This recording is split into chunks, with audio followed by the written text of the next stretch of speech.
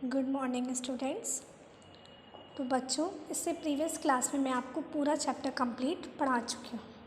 ठीक है, तो आज हम एक बार इस पूरे चैप्टर को रिवाइज़ करेंगे कि आखिर हमने इस चैप्टर में क्या क्या पढ़ा। ठीक है। Animal nutrition includes nutrient requirement, mode of intake of food and its utilisation in the body. मतलब एनिमल न्यूट्रिशन में हम क्या क्या हमने सीखा। एनिमल न्यूट्रिशन में हमने सीखा न्यूट्रिएंट की रिक्वायरमेंट, कि जो न्यूट्रिएंट्स हैं उनकी क्या ज़रूरत है, किस तरीके से उनको इस्तेमाल किया जाता है।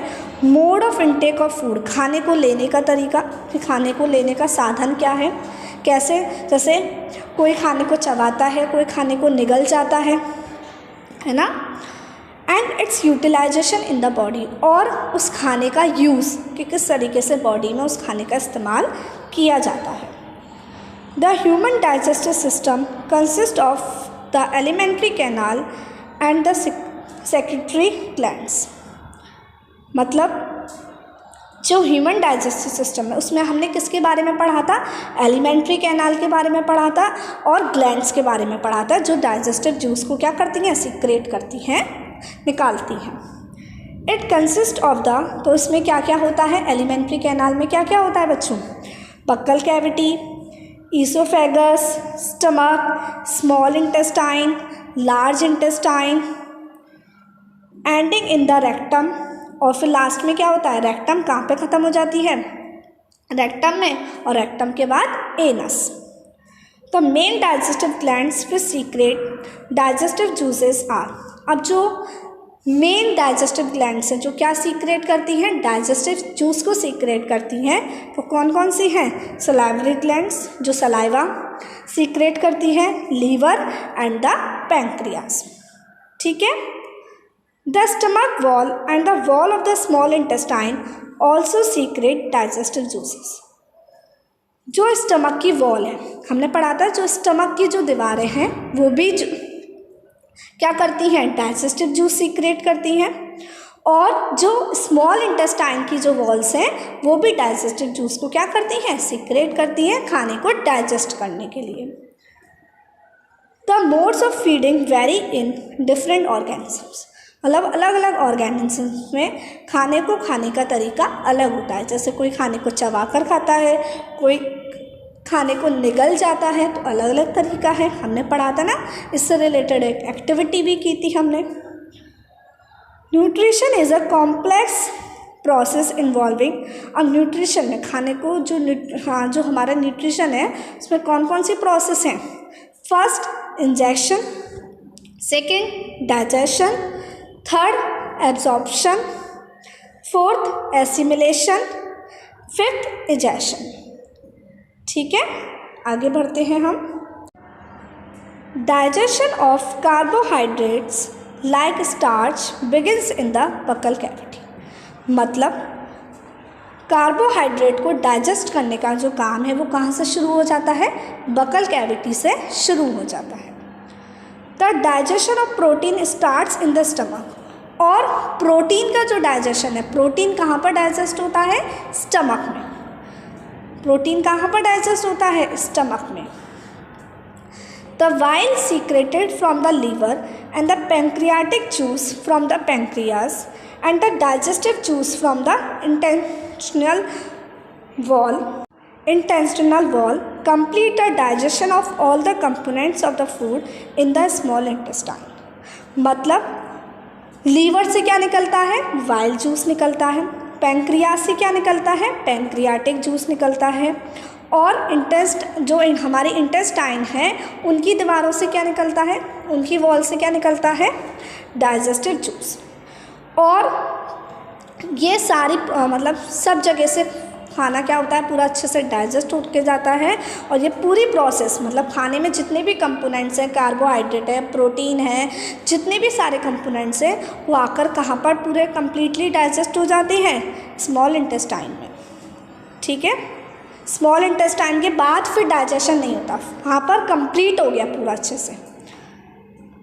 The digestive food is absorbed in the blood vessels from the small intestine.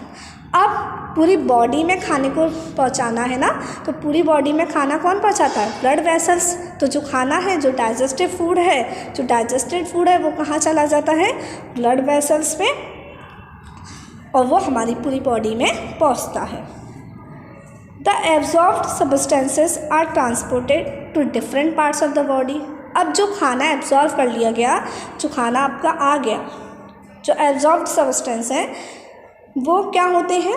हमारी बॉडी के अलग अलग पार्ट्स तक पहुंचाए जाते हैं। Water and some salts are absorbed from the undigested food in the large intestine. जैसे मैंने आपको बताया कि स्मॉल इंटेस्टाइन में पूरा डाइजेशन फिनिश हो जाता है, यहाँ तक फिनिश हो जाता है क्या? पूरा डाइजेशन। अब खाना कहाँ आया? मतलब जो रह गया खाना वो कहाँ पर आया? जो अनडाइजेस्टेड फूड है, जो अब डाइजेस्ट नहीं हो सकता, वेस्ट है वो। तो जो अनडाइजेस्टेड फूड है उसमें क्या होता है? कुछ वाटर है या कुछ सॉल्ट्स को क्या कर लिया जाता है? लार्ज इंटेस्टाइन में एब्जॉर्ब कर लिया जाता है। The undigested and unabsorbed residue are expelled out of the body as faeces through the anus. मतलब क्या होता है? जो अनडाइजेस्टेड फूड है और जो अनएब्जॉर्ब फूड है, मतलब अब जो वेस्ट है वो क्या होता है? एनस के थ्रू बाहर आ जाता है, एनस के थ्रू बाहर निकल आता है। The grazing animals like cows, buffaloes and deer are known as ruminants. मतलब जो जानवर क्या खाते हैं बच्चों? घास खाते हैं। क्या खाते हैं? घास खाते हैं। तो ऐसे जानवरों को हम रूमिनेंट्स कहते हैं। क्या कहते हैं ऐसे जानवरों को? Ruminants.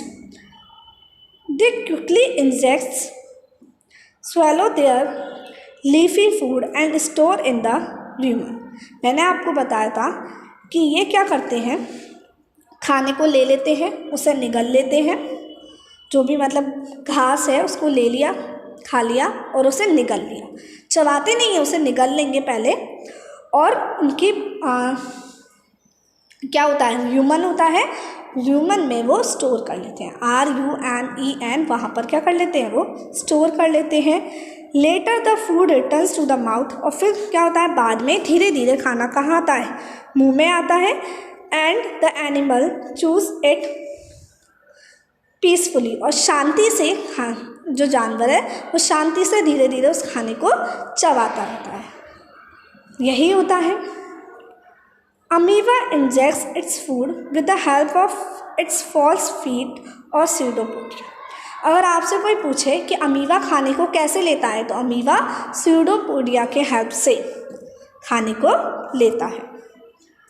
The food is digested in the food vacuole. और जो अमीबा के पास फूड वैक्यूल होते हैं, जहाँ पर खाने को स्टोर किया जाता है, वहाँ पर खाना क्या हो जाता है? आपका डाइजेस्ट हो जाता है। और जो अमीबा है वो खाने को किसकी मदद से लेता है? स्यूडोपोडिया की मदद से। इसमें P साइलेंट है, तो स्पेलिंग में आप ध्यान रखिएगा, PSEUDOPODIA,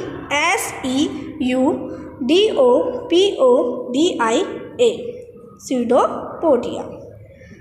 ठीक है, तो बच्चों ये चैप्टर आपका यही फिनिश होता है। हमने जितनी भी चीज़ें इसमें सीखी वो आज मैंने पूरी आपको अच्छे से रिवाइज करा दी। अब हम इसकी नेक्स्ट क्लास में एक्सरसाइजेस करेंगे। ओके, अब नेक्स्ट क्लास में मिलते हैं। Till then take care, bye bye.